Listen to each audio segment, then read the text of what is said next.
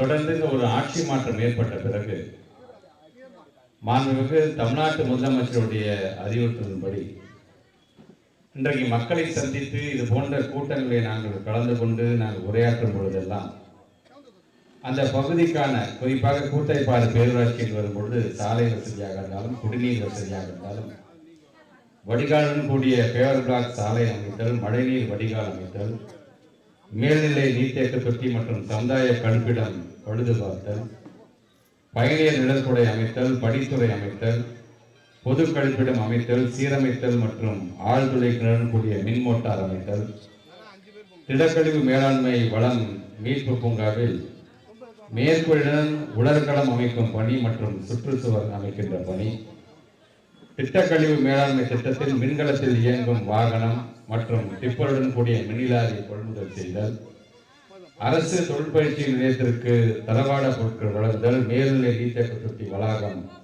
மேம்படுத்துதல் மற்றும் சுற்றுச்சுவர் அமைத்தல், கழிவுநீர் ஊர்தி கொள்முதல் செய்தல், இடுகாடு மற்றும்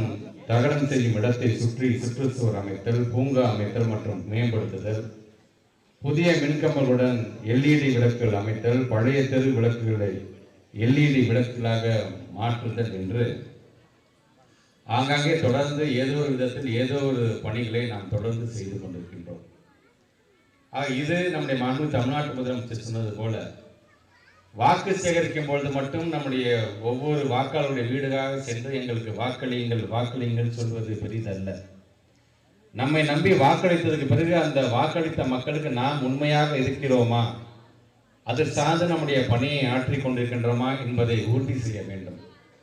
தொடர்ந்து அவருடைய அந்த நம்பிக்கையை காக்கின்ற விதமாக நாம் உண்மையாக உழைத்தாக வேண்டும் என்கின்ற அந்த வேண்டுகோளை ஏற்று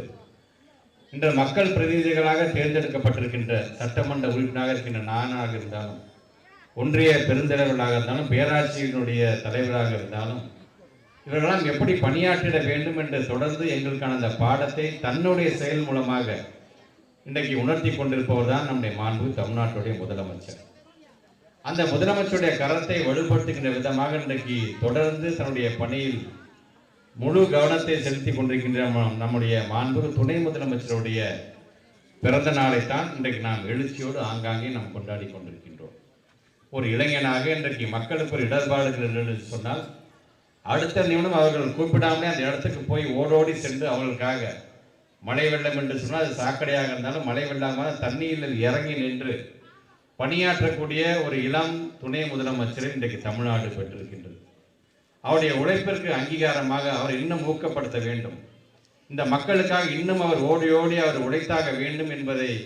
ஊக்கப்படுத்துகின்ற விதமாகத்தான் இது போன்ற அவருடைய பிறந்தநாள் விழாவினை நாம் கொண்டாடி கொண்டிருக்கின்றோம்.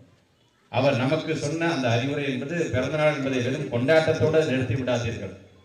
மக்களுக்கு பயனுள்ள வகையில் கருத்துக்களை எடுத்து சொல்லுங்கள்,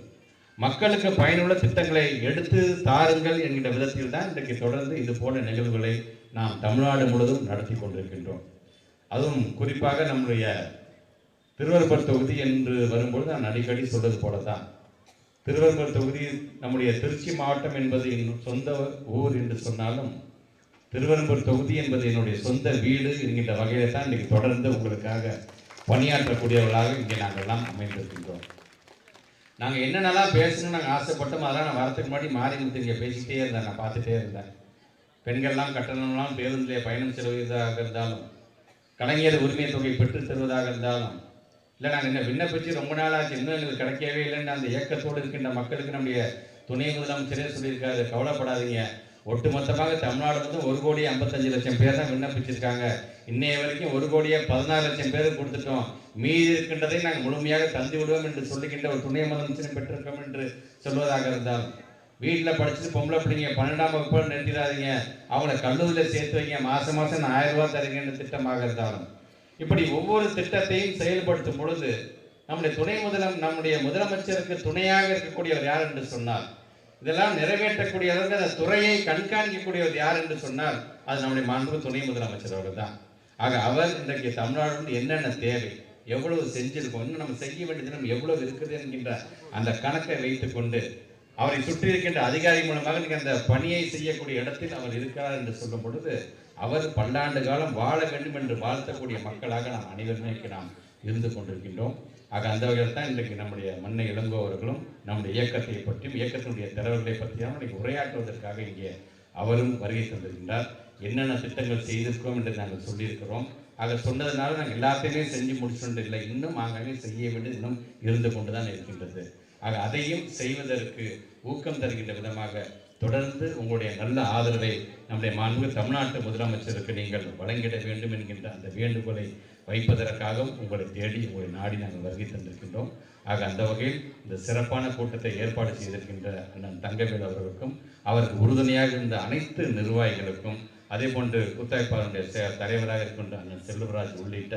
வருகை தந்திருக்கின்ற கழகத்தினுடைய மூத்த முன்னோடிகள், இயக்கத்தில் இருக்கிற பல்வேறு இருக்கின்ற நிர்வாகிகளுக்கும், மாவட்ட கழகத்தினுடைய செயலாளர் என்கின்ற முறையிலும், இந்த தொகுதியுடைய சட்டமன்ற உறுப்பினர் என்ற முறையிலும் மீண்டும் ஒரு முறை என்னுடைய நன்றியையும் வாழ்த்துக்களையும் பாராட்டுகளையும் தெரிவித்து இந்த உரையை நிறைவு செய்கிறேன். நன்றி, வணக்கம்.